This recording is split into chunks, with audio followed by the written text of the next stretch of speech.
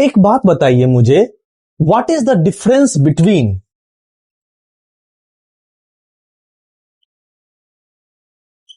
what is the difference between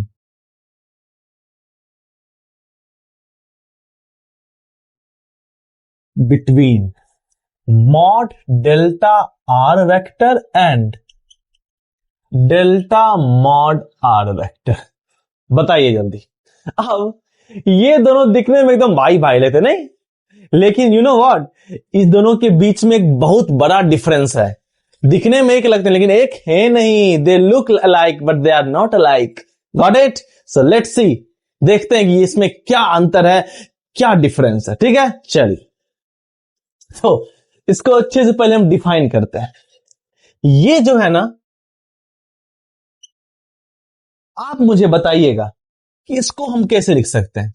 mod, ये क्या है? Delta R, change in position vector. इसको हम ऐसे लिख सकते हैं, final position vector minus initial position. लिख सकते हैं ना? जल्दी बोलो अपने बच्चों, कमेंट्स में लिखो। चल, और इसको क्या लिखेंगे? इसको हम डिफाइन कर सकते हैं, it is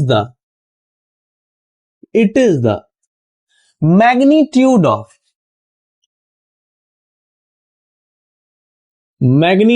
of change in position vector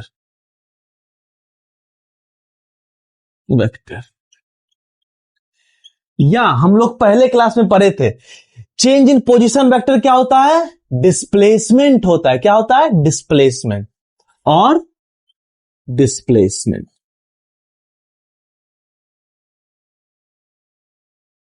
मतलब ये क्या है? अगर हम एक्स वाई प्लेन बनाएं, ठीक है, कोई दिक्कत नहीं। बॉडी इनिशियली यहां है, तो ये है इसका इनिशियल पोजीशन वेक्टर। अब बॉडी ऐसे ऐसे ऐसे ऐसे मूव करते करते करते करते करते करते करते करते यहां आ गई, तो ये हो गया फाइनल पोजीशन वेक्टर। अरे हो गया ना? हाँ। अब डिस्प्लेसमेंट क्या होता है? इनिशियल से फाइनल को जोड़ दो, जो स्ट्रेट लाइन होगा वही होगा आपका डिस्प्लेसमेंट, होगा ना? हाँ, तो ये हो जाएगा डिस्प्लेसमेंट वेक्टर। ठीक है सर। अब ये जो है, ये है magnitude of change in position vector या डिस्प्लेसमेंट। ये है डिस्प्लेसमेंट वेक्टर। मैग्नीट्यूड क्या होता है? एरो की लंबाई, वेक्टर की लंबाई नहीं, मतलब एक टेप लो, इसको मेजर करो कितनी लंबाई है इस एरो की, इस तीर की, जो उसकी लंबाई होगी वही हो जाएगी इसकी मैग्नीट्यूड। समझ में आई बात? हाँ, इसकी लंबाई। ठीक है। और it is the length of displacement vector.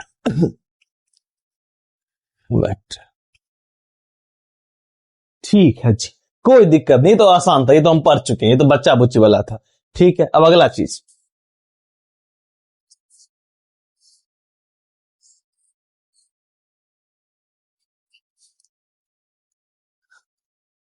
अब हम इसको डिफाइन करेंगे। ये डेल्टा आर वेक्टर क्या है जी? अच्छे से सुनिएगा, ये दोनों सुनने में एक लगेगा लेकिन अंतर है इसमें। ये है, it is the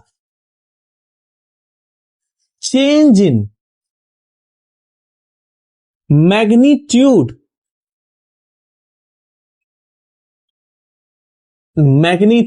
of position vector.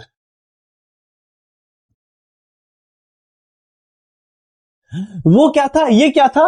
It is ये क्या था? It is the magnitude of change in position vector. और ये क्या है? It is the change in magnitude of position vector. दोनों सेम लगता है सुनने में नहीं, लेकिन अंतर है। ये है चेंज इन पोजीशन वेक्टर का मैग्नीट्यूड, और ये है क्या? मैग्नीट्यूड ऑफ पोजीशन वेक्टर का चेंज। मतलब इसको मैथमेटिकली कैसे लिखेंगे? इसको ऐसे लिखेंगे, ये है मैग्नीट्यूड ऑफ पोजीशन वेक्टर का चेंज। मतलब फाइनल पोजीशन वेक्टर का मैग्नीट्यूड निकालो, माइनस इनिशियल पोजीशन वेक्टर का मैग्नीट्यूड निकालो। ये है, समझ में आई बात? दोनों में अंतर है। इसको अब फिजिकली कैसे फील करें, देखते हैं फील कैसे करते हैं।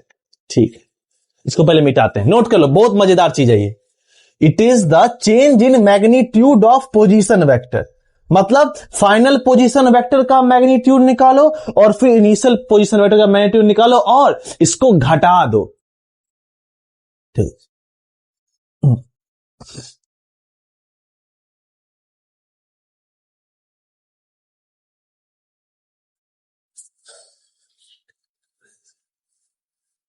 अब देखो, मानो ये है एक्स वाई प्लेन, ठीक है, यहां है बॉडी, तो ये हो जाएगा initial position vector, initial position. अब ऐसे ऐसे ऐसे ऐसे करते करते करते करते करते करते यहां आ गया, तो ये हो गया फाइनल पोजीशन वेक्टर। ठीक है सर, बहुत बढ़िया सर। अब क्या मैंने बोला, magnitude of final position vector minus magnitude of initial position vector, मतलब इसकी लंबाई नापो, फिर इसकी लंबाई नापो और घटा दो। क्या कर दो? घटा दो। हां सर, घटा देते हैं सर। तो इसकी लंबाई माइनस इसकी लंबाई, और हम ऐसे भी कर सकते हैं, distance of the body, final distance of the body from origin minus initial distance of the body from origin. ऐसे भी कर सकते हैं ना, अरे इसकी लंबाई माइनस इसकी लंबाई, final distance of the body from origin minus initial distance of the body from origin. तो हम इसको ऐसे भी कर सकते हैं। कैसे कर सकते हैं? ऐसे भी कर सकते हैं।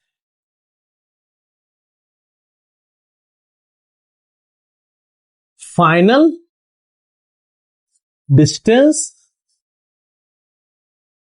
Of the body from origin minus initial distance of the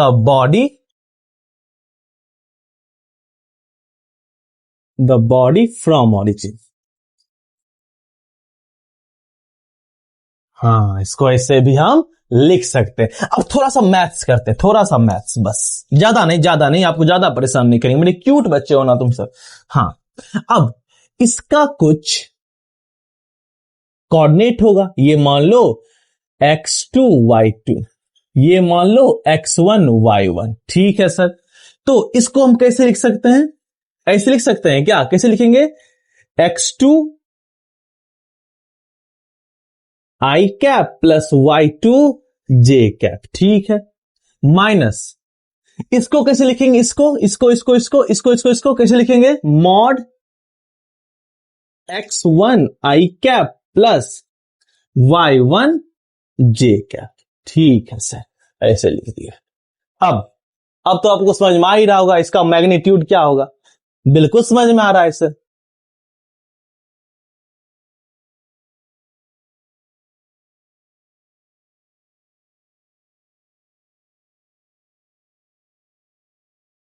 तो क्या हम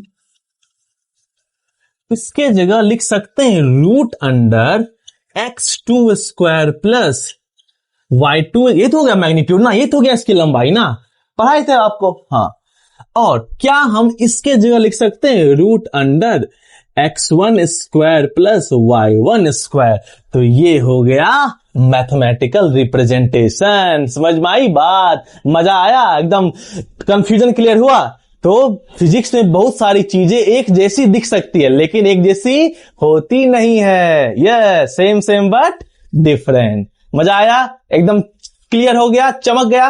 अगर चमक गया तो प्लीज सब्सक्राइब कर दीजिए और लाइक कर दीजिए, ठीक है?